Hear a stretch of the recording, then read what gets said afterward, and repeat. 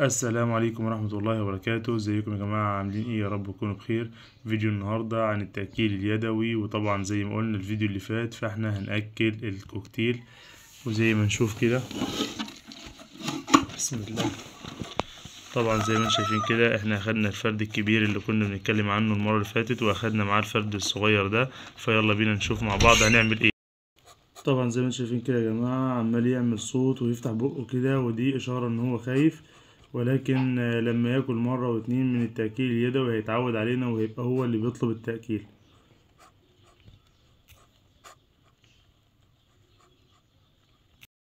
طبعا الحاجات اللي هنستخدمها معانا النهاردة والأدوات اللي هنحتاجها يا جماعة هي أول حاجة التأكيل اليدوي، وأنا هستخدم النهاردة منتج كبري.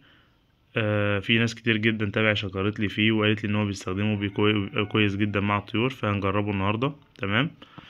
تاني حاجة المكيال اللي هنحط فيه او العلبة او الكوباية او الطبق اللي هنحط فيه التأكيل اليدوي. والمفروض ان في سرنجة تأكيل يدوي لكن مفيش، فانا جبت دي سرنجة عادية 20 سنتي، وجبت معاها بلف بتاع عجلة ممكن تلاقيه عند اي عجلات، تقول له عايز البلف او الخرطوم اللي بيتركب في الكاوتش. وبرضو في ناس بيبقى بيجيبوا سرنجة تأكيل يدوي جاهزة، فانا هسيب لكم صورتها دلوقتي في الفيديو. تمام. وطبعا مية نظيفة، تمام، ما تكونش باردة، تكون من الحنفية. ودي انا استخدمت مية معدنية. وده بيكون الشكل الاخير لما بنركب الخرطوم تمام في السرنجة. تمام. ويلا بينا نفتح.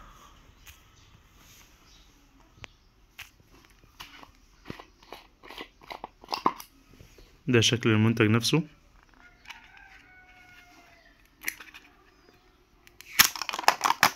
بسم الله الرحمن الرحيم.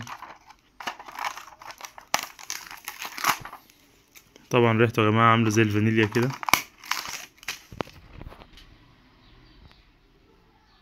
طبعا هتلاقوا فيه هنا مكيال، تمام، هنطلعه وناخد منه ونحط عليه ميه. تمام. طبعا لازم قوام الميه ما يكونش سائل قوي ولا يكون يعني تخين قوي. طبعا هنحط كمية المية المناسبة، مش هنحط كتير قوي ولا هنحط قليل قوي، عشان طبعا الكمية اللي هتبقى كتيرة مش هنعرف نستخدمها تاني. فانا حطيت هنا تقريبا 30 سنتي او 20 سنتي، بحيث ايه ان ما يفوتش كتير. تمام. وهنبدأ ان احنا ناخد المكمل او التأكيل اليدوي ونحطها عليه. زي ما انتم شايفين كده يا جماعة ده الشكل النهائي للمنتج. تمام. طبعا القوام بتاعه زي ما انتم شايفين يعني مش طري قوي ومش ناشف قوي. تمام. بحيث ان هو يسهل هضمه. فيلا بينا بقى نجرب كده ونشوف هنعمل ايه. طبعا هناخد بالسرنجة. تمام. بصوا على حسب الفرد او على حسب عمره بنبدأ ناخد الكمية المناسبة ليه. تمام. فاحنا هنسحب الاول، تمام، وهنشوف الدنيا فيها ايه. تمام. وهنبدأ نأكل الفرد الكبير ونشوف استجابته او حوصلته او معدته بتتميل لحد قد ايه. تمام. طبعا في هنا هوا لازم نفضيه الاول. تمام. فاحنا بنرفع السرنجة كده، نسحب شوية. تمام. ونبدأ ان احنا ايه نرفعها تاني او نفضي الهواء تاني تدريجي تدريجي زي ما شايفين كده اهو. بس لحد ما كل الهواء ايه يخرج معانا كده. السرنجة اصبحت ايه فاضية، ما فيهاش اي هواء خالص. بص هو الفرد عشان اول مرة ياكل تأكيل يدوي فهيبقى خايف، فاحنا لو جينا نأكله كده مباشر من بعيد مش هيرضى ياكل. تمام. فهنمسك الفرد بايدنا الشمال والسرنجة او التأكيل اليدوي بايدنا اليمين. تمام. وهندخل من بره لجوه. تمام. بسم الله. يلا نشوف كده.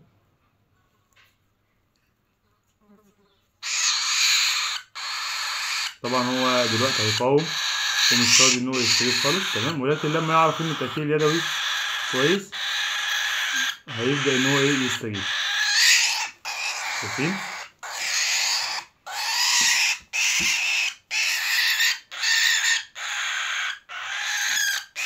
طيب هنجرب مع الصغير الأول.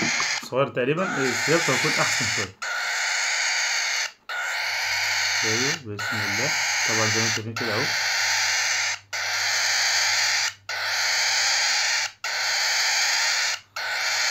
بسم الله.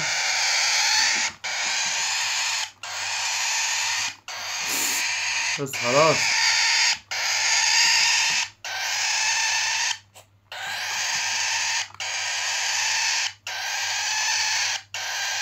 ونبدأ نفضي تدريجي.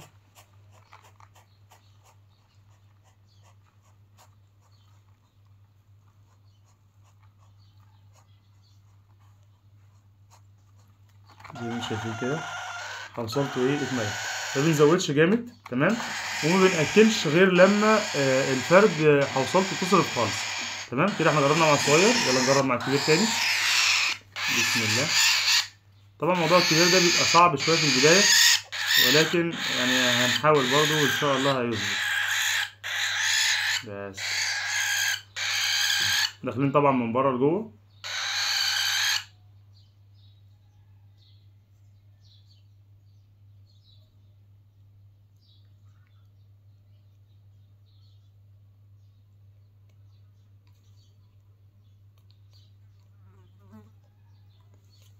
زي ما انتم شايفين برضو ايه حوصلته اتملت برضو اهي. تمام.